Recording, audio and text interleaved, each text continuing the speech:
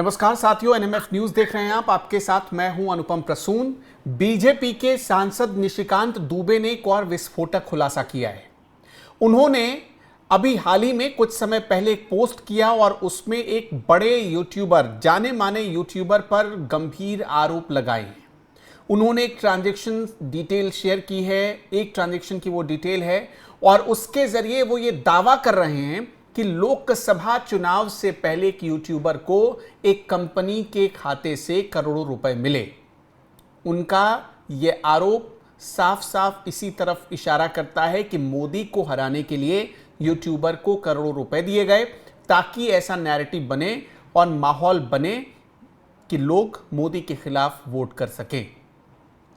और चुन चुनकर उस यूट्यूबर ने मोदी के खिलाफ ऐसे ऐसे वीडियो बनाए, मोदी के खिलाफ ऐसी ऐसी जानकारियां परोसी जिससे पब्लिक के भीतर गुस्से का भाव पनप सके और वो लोकसभा चुनाव में मोदी सरकार के खिलाफ वोट कर सके। और 1-2-3 लाख रुपए की बात नहीं है दोस्तों, 1 करोड़ रुपए से ज़्यादा दिए गए हैं। वो पूरी डिटेल्स आपके सामने हैं और ख़ास तौर पर मैं आपको बता दूं कि ये आरोप लगा रहे हैं बीजेपी के सांसद निशिकांत दुबे। वैसे ऐसे ही विस्फोटक खुलासों के लिए वो पहले भी जाने पहचाने जाते रहे हैं। वो क्या लिखते हैं? भाजपा विचारधारा को गाली देने वाले पत्रकारों की बड़ी मौज है। पानी पी पी कर गाली देने वाले एक पत्रकार को लोकसभा चुनाव के ठीक पहले लगभग 2 करोड़ रुपए का एक मुश्त फायदा। उन्होंने जो ट्रांजैक्शन डिटेल शेयर की है उसमें 1,76,06,450 रुपए दिख रहा है। इसमें कितनी सच्चाई है? क्योंकि निशिकांत दुबे की छवि, निशिकांत दुबे ऐसे सांसद हैं जो इस तरह के खुलासे करते रहते हैं। हम इन खुलासों में सच्चाई है या नहीं जानते, लेकिन उनका बड़ा गंभीर आरोप है। अगर ऐसा है तो बड़ा गंभीर आरोप है। क्या यूट्यूबर इस देश में तय करेंगे कि किस सरकार को रहना चाहिए और नहीं रहना चाहिए? मेरे सहयोगी पंकज ने बहुत गहराई से इसका अध्ययन किया है। पंकज, ये सिर्फ आरोप भर है या इसमें कुछ दम भी नजर आता है? देखिए, सबसे पहले मैंने भी निशिकांत दुबे का ट्वीट देखा और ये रिसिप्ट देखा जो उन्होंने लगाया है। इस रिसिप्ट में एक नाम आपको नजर आ रहा होगा, rise projects private limited. Rise projects private limited ने ट्रांजैक्शन किया है 1,76,06,000 कुछ रुपए का। मैंने फिर पता किया कि ये राइज प्रोजेक्ट्स प्राइवेट लिमिटेड है किसका, कौन है, क्योंकि जब निशिकांत दुबे ने ये ट्वीट किया है तो जानकारी इकट्ठी करनी है ना कि किसके बारे में ये बात कर रहे हैं। उन्होंने तो सिर्फ लिख दिया कि एक मोदी विरोधी यूट्यूबर को लोकसभा चुनाव के पहले 2 करोड़ रुपए के करीब मिले। तो ये जो कंपनी है राइज प्रोजेक्ट्स प्राइवेट लिमिटेड, जाके ऑनलाइन कोई भी चेक कर सकता है। इसके मालिक का नाम आ रहा है विनीत जैन और स्वाति जैन। ये ऑनलाइन है, इसमें मेरा कोई ऐसा नहीं है कि कोई इन्वेस्टिगेशन है। फिर ये विनीत जैन और स्वाति जैन के बारे में मैंने पता किया कि ये कौन लोग हैं। मेरे पास फाइनेंशियल एक्सप्रेस की एक खबर आई। ये जो खबर थी, हाँ, फाइनेंशियल एक्सप्रेस में एक खबर आई, उसमें छपी हुई थी। फाइनेंशियल एक्सप्रेस क्रेडिबल है। ये जुलाई 1, 2022 की खबर है और उस खबर में विनीत जैन और स्वाति जैन दोनों पर ईडी की छापेमारी से जुड़ी ये खबर है कि छापा पड़ा था ईडी का। सत्येंद्र जैन जो हैं आम आदमी पार्टी वाले नेता, उनसे कनेक्शन बताया गया कि ये अब बिजनेस पार्टनर कहा जा रहा है, क्लेम किया जा रहा है। हालांकि मुझे नहीं पता कि ये है या नहीं, क्योंकि ऑनलाइन जो कंपनी है उसमें कहीं भी डायरेक्टर के रूप में सत्येंद्र जैन का नाम नहीं। फिर ये विनीत जैन और स्वाति जैन, ये तो कंपनी के मालिक हुए, लेकिन इन्होंने पैसे दिए किसको? फिर मैंने और थोड़ी सी तहकीकात की, तब तक एक और खबर आ गई।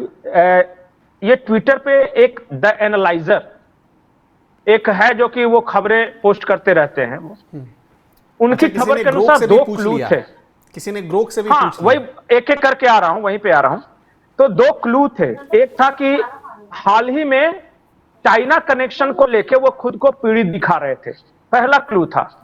दूसरा क्लू था कि उनकी पत्नी जो है वो रिवेन्यू सर्विसेज में जॉब करती है।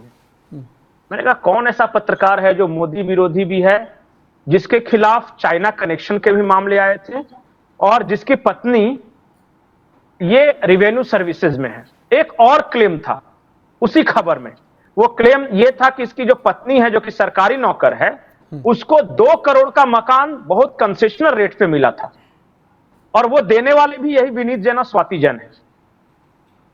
और ज्यादा सस्पेंस कि कौन है भाई क्रिएट हुआ।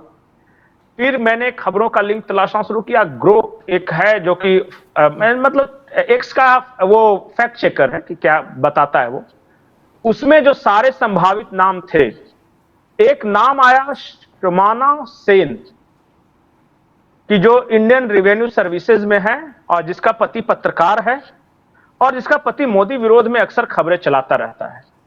क्योंकि वो खुद सरकारी नौकर है, 2 करोड़ का फ्लैट नहीं ले सकती, ये कॉन्फ्लिक्ट ऑफ इंटरेस्ट है।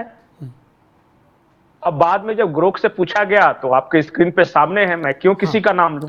देखिए, एक चीज मैं अभी भी ये स्पष्ट कर देना चाहता हूं कि ये जो भी जानकारी आ रही है वो सोशल मीडिया के जरिए है और पंकज जी के अपने जो भी सोर्सेज हैं वो उससे वो जानकारी दे रहे हैं। नहीं, देखिए मैं साफ साफ बोलता हूं, कोई सोर्स नहीं है, फाइनेंशियल एक्सप्रेस की खबर है, हाँ, निशिकांत दुबे का ट्वीट है, और जो ग्रोक से लोगों ने पूछा है कि ये किस पत्रकार के बारे में है, उसी में ग्रोक से पूछा है कि उनकी पत्नी का नाम क्या है, तो पता चला कि ग्रोक ने ही कहा कि न्यूज क्लिक नाम की एक संस्था है, हालांकि हमें ये जहां नहीं एक भूलना पत्रकार चाहिए काम पंकज करते जी हैं। हाँ, जिस चीन कनेक्शन के बारे में उस पत्रकार पर आरोप लगाया जा रहा है, कोर्ट में ऐसा जहां तक मेरी जानकारी है कोई प्रूफ नहीं मिला।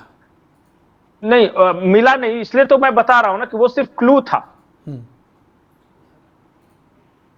जा रहा है जो डिस्क्रिप्शन है वो मैचेस की एक, जैसे कि वो ग्रोक ही बता रहा है कि शुमाना सेन कोई है IRS ऑफिसर, मैं तो नाम भी नहीं जानता था उनके बारे में।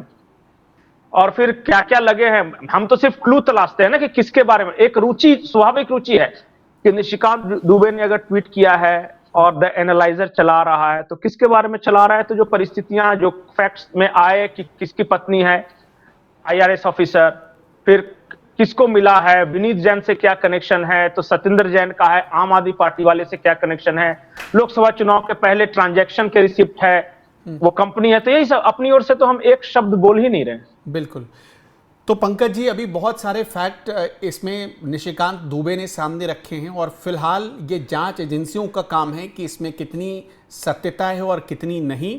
क्या सचमुच मोदी को हराने के लिए हजारों करोड़ रुपए खर्च किए जा रहे हैं? ये अब एक तक और सवाल उठते महत्वपूर्ण रहे बात थे। मैं बताऊंगा। हाँ, ये एक महत्वपूर्ण बात यह है कि चलिए जो पत्रकार हैं उनको किसी बिजनेसमैन ने अगर कुछ पैसे दिए हैं तो वो उतनी बड़ी बात नहीं है, लेकिन अगर एक कोई सरकारी कर्मचारी है, IRS ऑफिसर है वो, और उसको अगर फ्लैट दिया गया है तो निश्चित तौर पे जांच होनी जांच चाहिए। का विषय है।